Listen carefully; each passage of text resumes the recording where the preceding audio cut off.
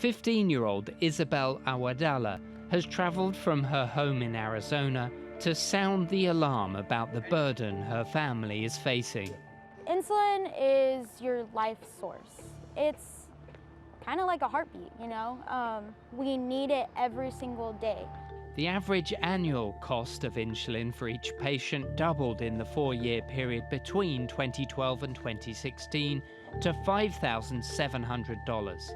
Isabel feels guilty about burdening her parents and is lobbying lawmakers in Washington. I've had to go beyond the expiration date because my parents could afford the price of insulin at the time.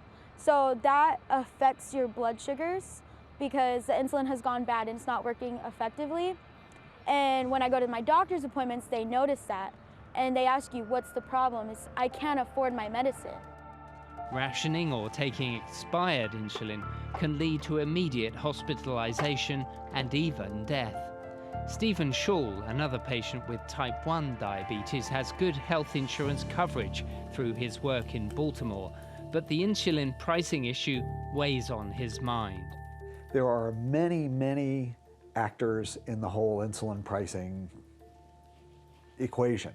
It's insurers, it's pharmacy benefit managers, it is patients, it's doctors who have to spend extra time advocating on behalf of patients so that they can get the insulin that they need. Members of the US Congress are pushing the drug industry, but they're frustrated by a lack of market transparency.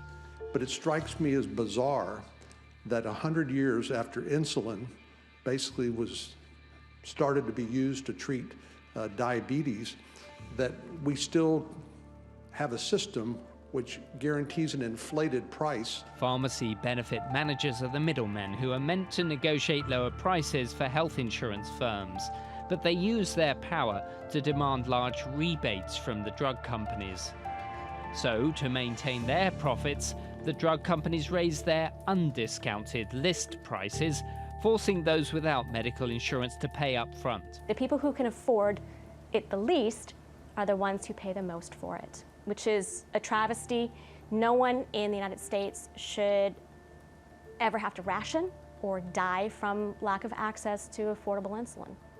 These patient advocates are part of a growing grassroots movement here in the United States, pushing for real reforms of a healthcare industry that now demands more than $300 billion to treat diabetes patients.